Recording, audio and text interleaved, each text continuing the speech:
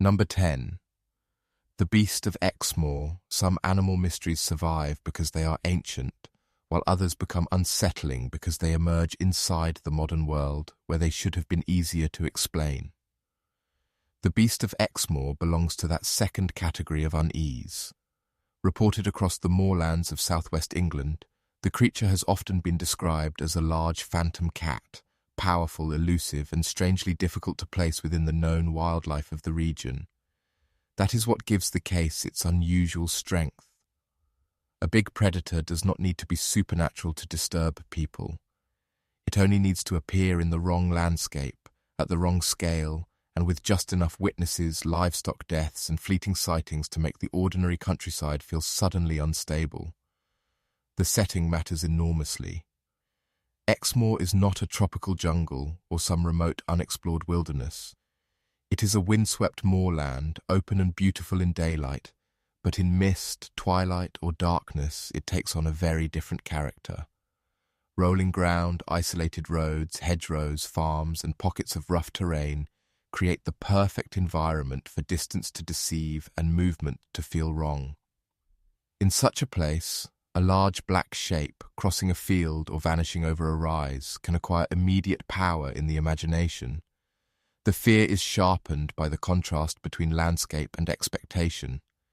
People do not expect big cats to move through the English countryside, and that very mismatch is what turns a single glimpse into a lasting mystery. Skeptics have long suggested familiar explanations. Misidentified dogs, escaped exotic pets, exaggeration, rumour, and ordinary animals seen under poor conditions all offer reasonable ways to understand at least some of the reports. And yet the Beast of Exmoor survives because the pattern never fully collapses. Stories of livestock killings, shadowy sightings, and repeated claims of large feline movement continue to give the legend a foothold. Even when evidence is weak, repetition itself becomes part of the mystery. A beast sighted once is easy to dismiss. A beast remembered over years by scattered witnesses begins to feel harder to erase, especially when the creature fits so perfectly into the emotional geography of the moor. What keeps the Beast of Exmoor haunting is not proof that a hidden big cat has successfully colonized the English countryside. It is the way the legend transforms a familiar rural landscape into a place where predatory uncertainty seems possible again.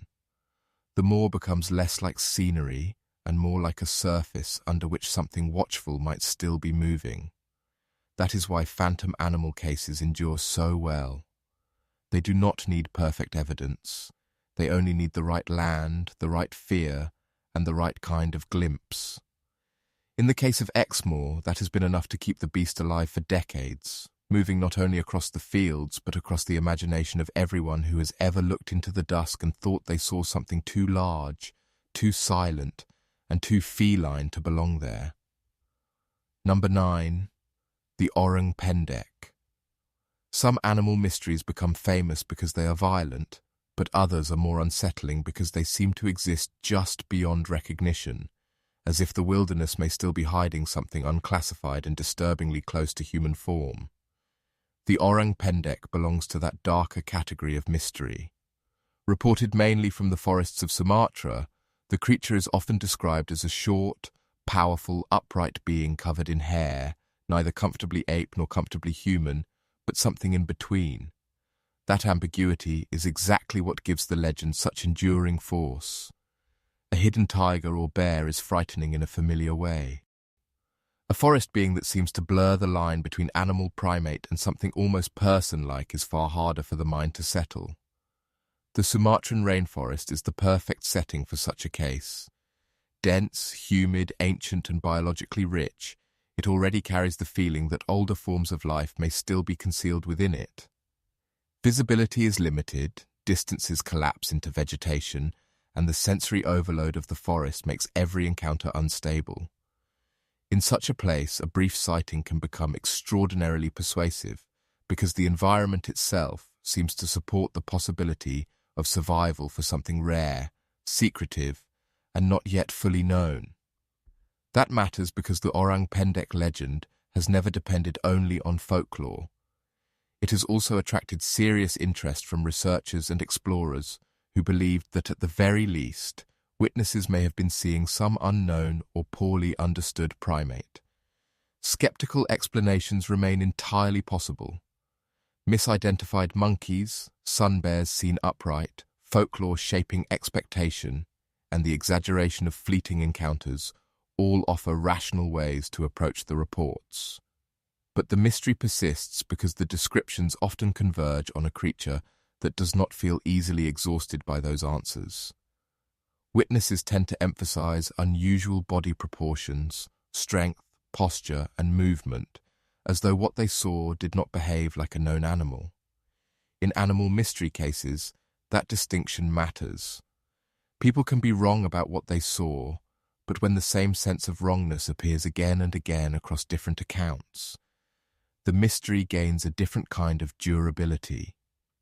What keeps the orang Pendek haunting is that it represents one of the oldest and most persistent human fears in the wild.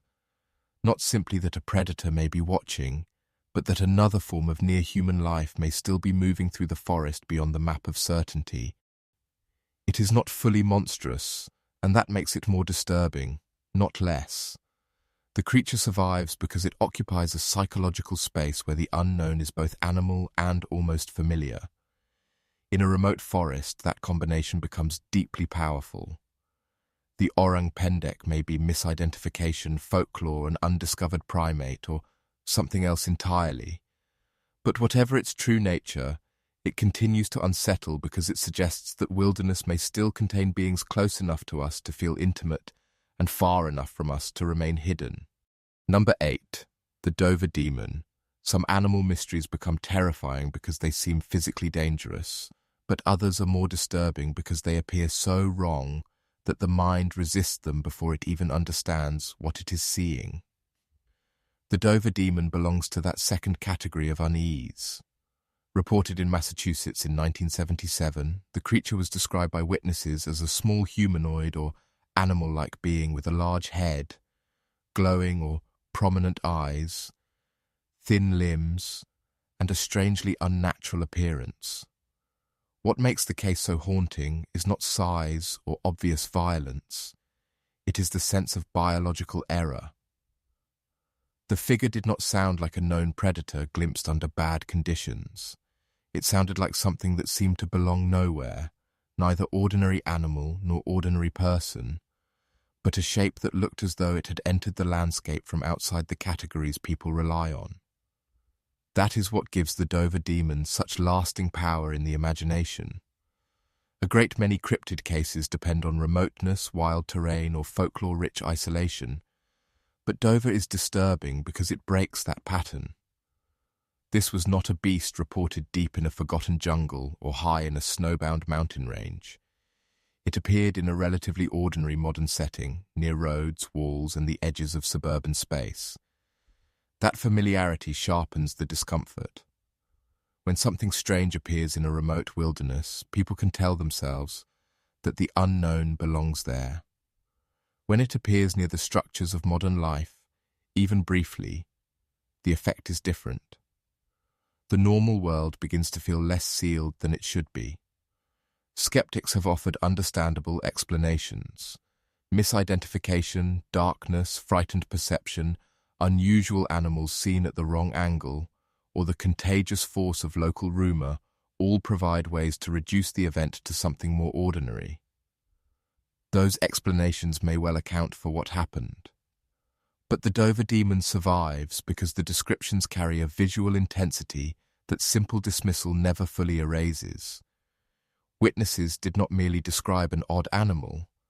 They described a form that seemed deeply disproportionate, almost designed to be unsettling. In animal mystery culture, that matters because some cases endure not through physical evidence, but through the memorable wrongness of the image itself. What keeps the Dover Demon haunting is that it turns the natural world into something briefly unreadable.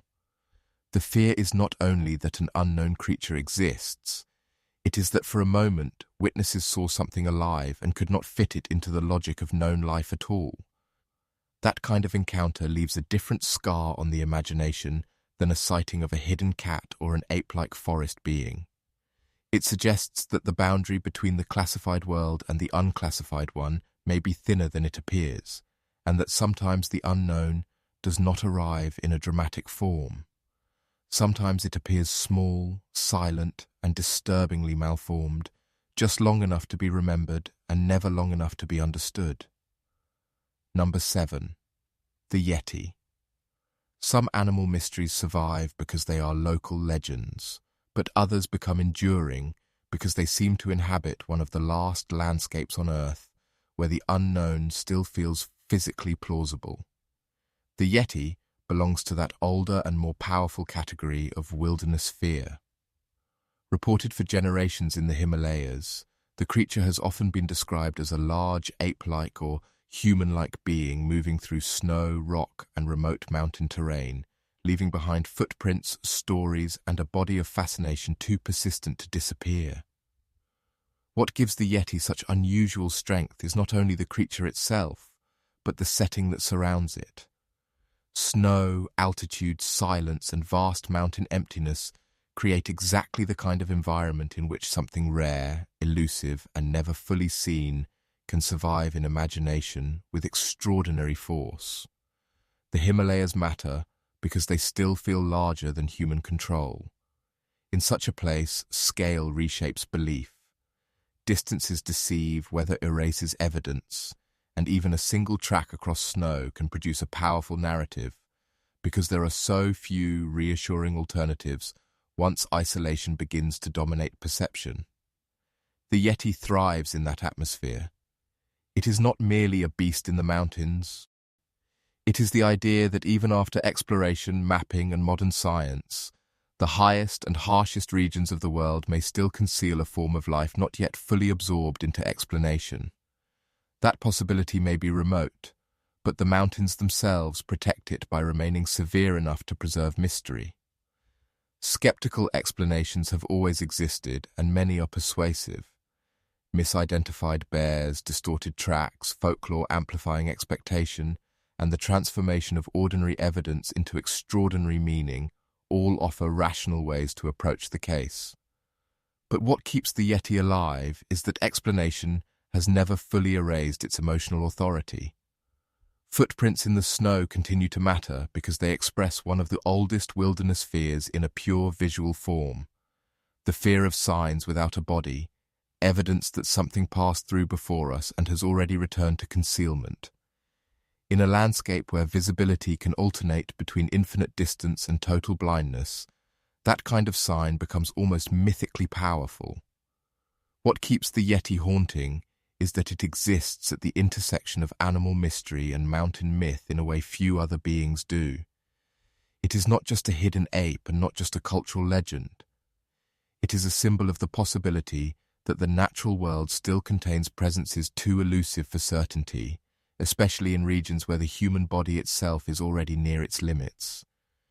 The Yeti endures because the Himalayas endure as a place where explanation never feels complete. The snow can preserve a trace, the wind can erase it, and the mountains remain standing over the argument with complete indifference. In that kind of landscape, even a doubtful creature can remain alive for centuries, not because proof is overwhelming, but because the world it belongs to is still powerful enough to make the unknown feel real. Number 6. The Jersey Devil. Some animal mysteries are frightening because they seem possible, but others are more disturbing because they seem to violate possibility itself while still refusing to disappear. The Jersey Devil belongs to that darker category of American wilderness legend. Said to haunt the pine barrens of New Jersey, the creature has been described in wildly varying forms, often combining features of hoofed animal, bat, bird, and malformed humanoid into one impossible body. That instability is part of what gives the case its strange power. A hidden predator can be hunted, classified, and eventually explained. A creature whose form itself shifts from telling to telling becomes something harder to settle, because it lives not only in the woods, but in the imagination's refusal to let the woods become ordinary. The pine barrens are essential to the legend's endurance. They occupy a curious psychological space, close enough to modern life to feel familiar, and yet vast. tangled, and isolated enough to preserve a sense of old wilderness. Forest trails, swamps, darkness, and sudden silence all combine to make the region feel like a place where stories can root deeply and resist easy removal. That matters because the Jersey Devil is not just a cryptid in the narrow sense. It is also a regional fear form, a creature fused with place so completely that the landscape itself seems to generate belief. Once a forest becomes associated with a beast of impossible anatomy, every cry in the dark, every shadow between trees, and every glimpse of movement in low light begins to feed the same old pattern. Skeptical explanations naturally point toward folklore, hysteria, hoaxes, misidentification of known animals, and the long cultural life of a legend too compelling to die.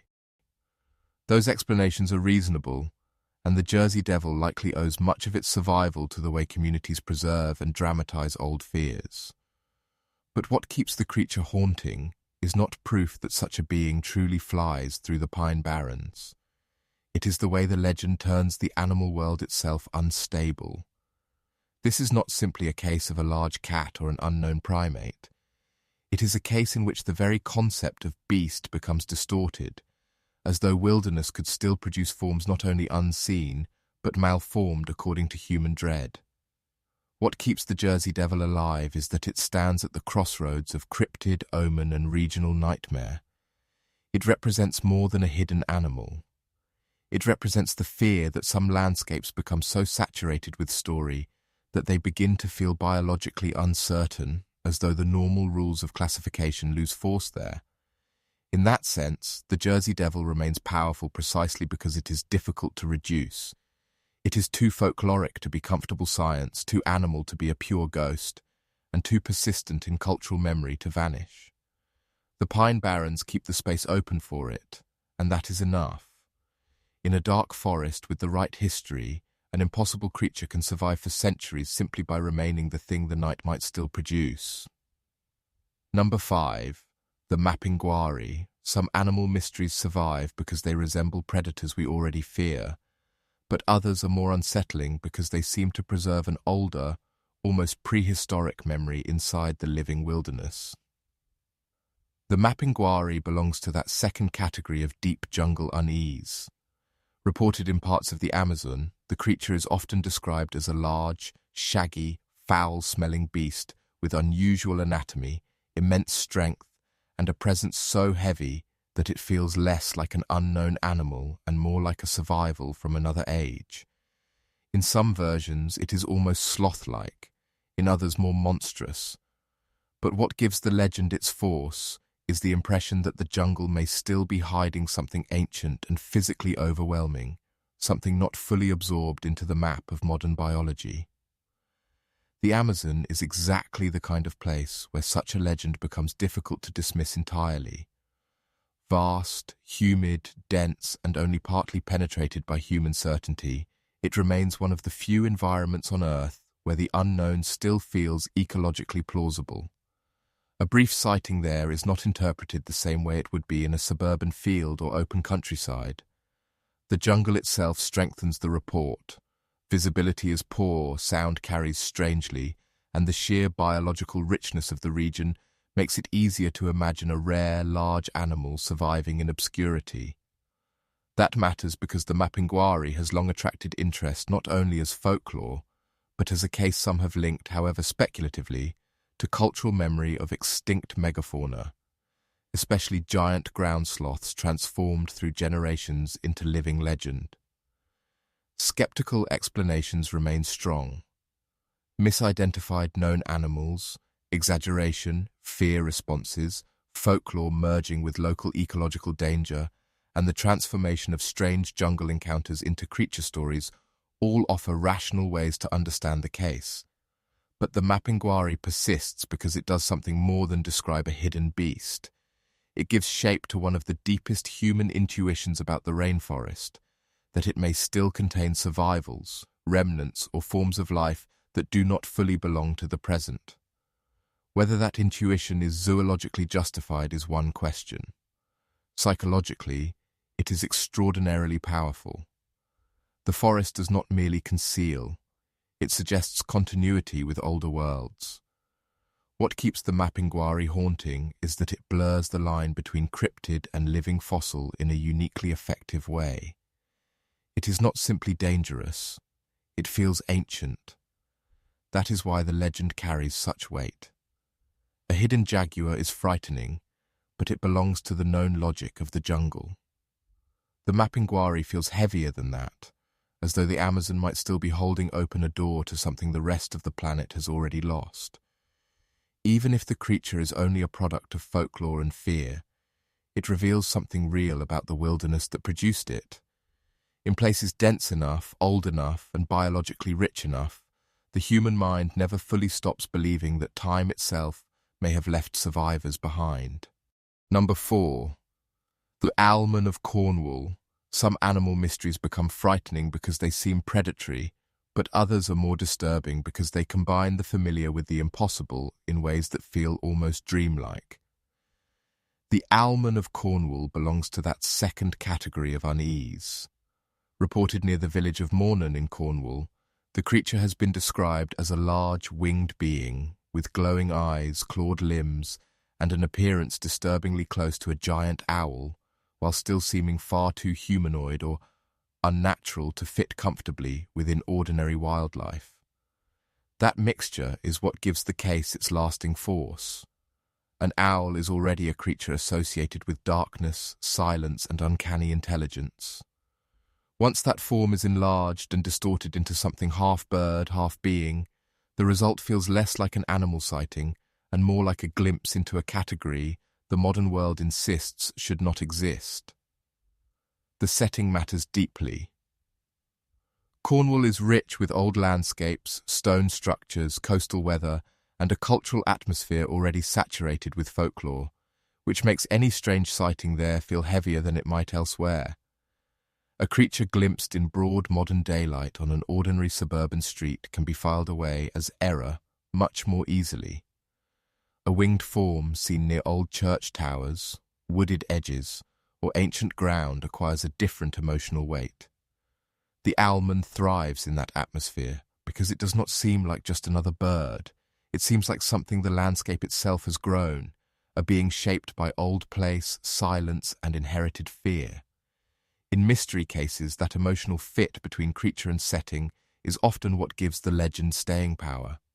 Skeptics have pointed to misidentified owls, local folklore, suggestibility, and the contagious effect of dramatic retellings as likely explanations. Those arguments are entirely reasonable, especially because birds seen under unusual conditions can appear far stranger than people expect. But what keeps the owlman haunting is not hard evidence. It is the structure of the image. Witnesses did not simply describe a large bird. They described a shape that seemed wrong in proportion and presence, something that looked too deliberate, too aware, and too close to the human outline for comfort. In creature mysteries, that kind of visual wrongness often matters more than physical proof, because it is what allows the case to stay alive in memory long after the moment itself has passed. What keeps the Owlman of Cornwall alive is that it represents one of the oldest fears in animal mystery. Not merely that the wild may still hide predators, but that certain landscapes may still produce beings that seem to stand between animal and omen. It is not easy to classify, and that is exactly why it endures. A giant bird can be dismissed. A giant bird-shaped presence with humanoid unease attached to it is much harder to forget. Whether the case belongs to misidentification, folklore, or some stranger corner of witness experience, it remains powerful because it turns the natural world briefly symbolic. The creature does not only seem alive, it seems like a message the night once had wings enough to carry. Number 3. The Mokele-Mbembe. Some animal mysteries survive because they involve hidden predators, but others endure because they suggest something even more unsettling, that the world may still be concealing survivors from another age. The Mokele-Mbembe belongs to that older and more powerful category of wilderness mystery. Reported in parts of Central Africa, especially in remote swamp and river regions of the Congo Basin, the creature has often been described as a large, long-necked beast resembling a prehistoric animal, moving through water and dense vegetation far from easy observation. What gives the legend such extraordinary force is not simply the creature's shape. It is the implication behind it. The Mokele-Mbembe is frightening because it raises the possibility, however unlikely, that somewhere in the deep, wet heart of the world, something thought long vanished might still endure. The Congo Basin is essential to that fear. Vast, humid, difficult to traverse, and ecologically immense, it remains one of the few landscapes where the unknown still feels geographically persuasive. In such terrain, distance is not measured only in miles, but in access, visibility, and survivability. Rivers vanish into forest, swamps conceal movement. Sound travels strangely. What is unseen often remains unseen for reasons that feel materially real rather than merely imaginative. That is why the Mokele-Mbembe has survived so well. It is attached to a place that seems capable of preserving older biological secrets, whether that intuition is justified or not. A legend tied to the right environment can endure far longer than one trapped in an ordinary setting. Skeptical explanations are strong and numerous. Misidentified animals, distorted memory, folklore blending with colonial dinosaur imagery, and the human tendency to project extinct forms into unfamiliar landscapes all provide sensible ways to understand the reports. And yet the case remains compelling because it is not sustained by one single sighting or one isolated story. It survives through the persistent emotional logic that some places still feel unfinished by science. The Mokele-Mbembe becomes less just a beast and more a symbol of biological incompleteness, a marker of the idea that classification may not yet have sealed every gap in the living world. What keeps the Mokele-Mbembe haunting is that it sits exactly where animal mystery, lost world fantasy, and living fossil desire overlap. It is not simply a jungle monster.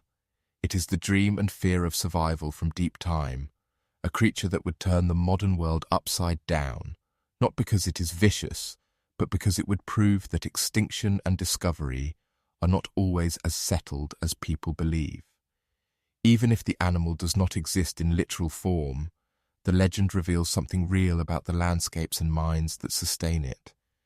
In places vast enough, wet enough, and remote enough, the human imagination does not stop at hidden cats or unknown apes.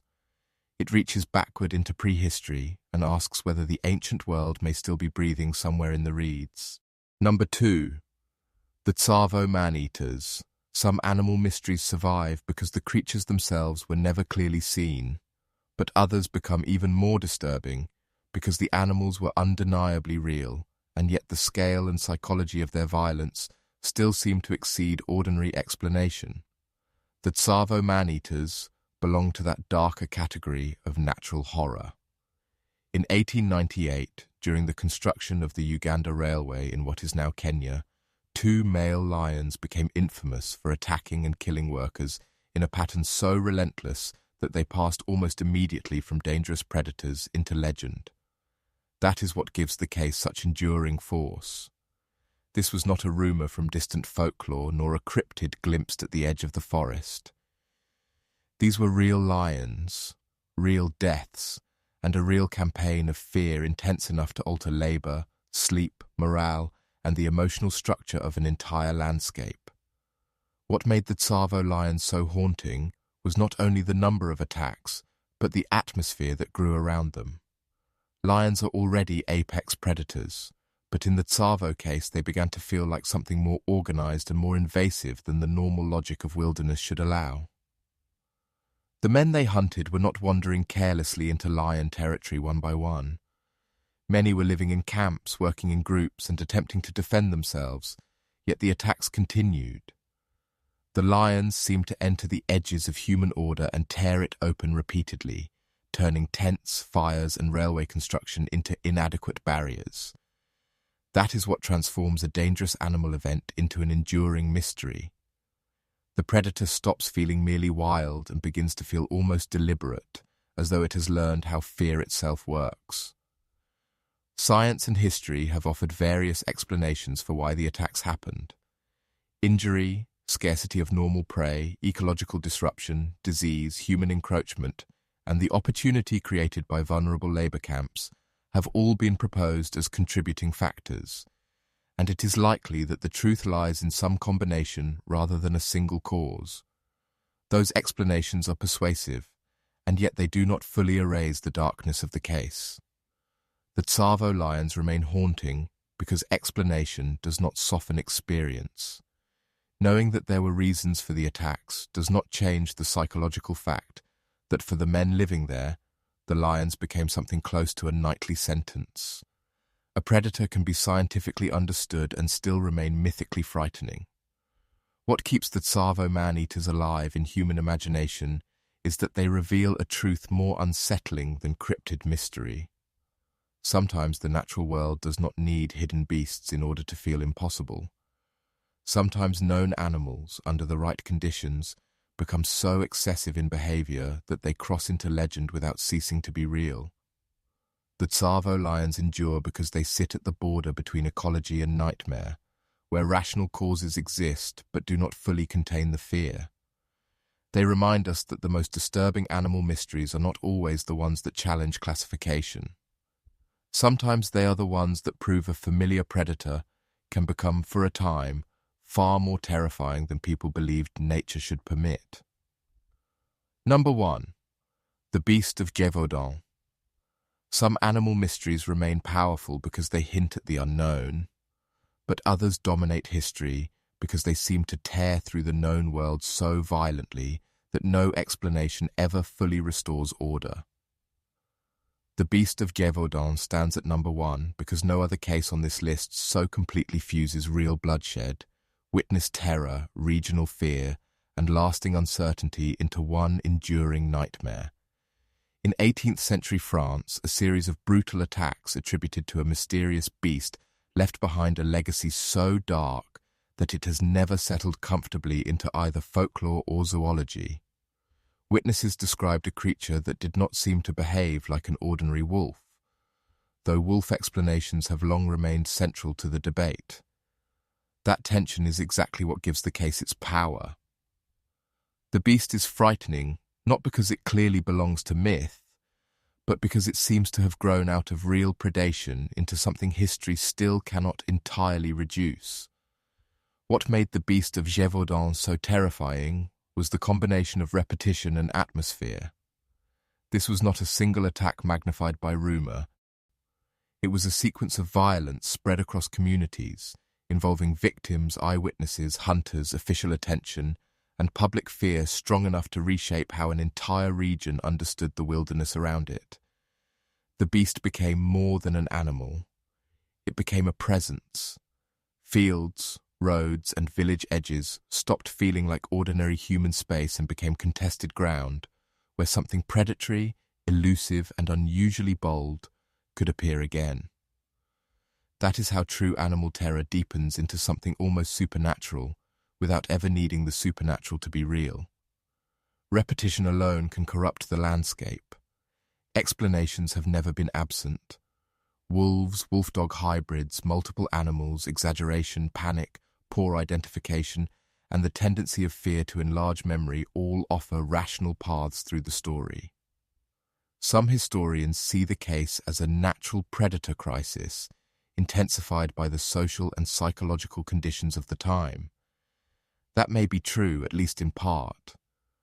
But the Beast of Gévaudan still resists closure because none of those explanations has ever completely matched the emotional and narrative force of the attacks as they were lived and remembered.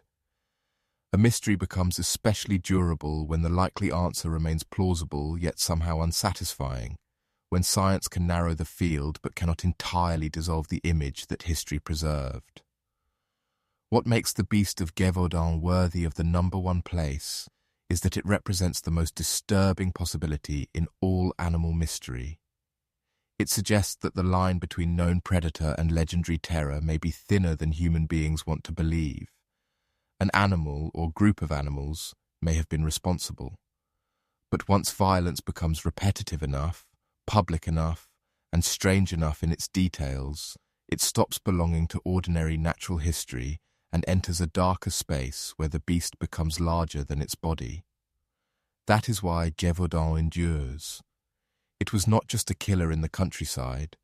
It was the moment a real landscape, a real people, and a real sequence of deaths produced a creature that history still cannot fully return to the category of mere animal. And that may be the most unsettling kind of mystery of all.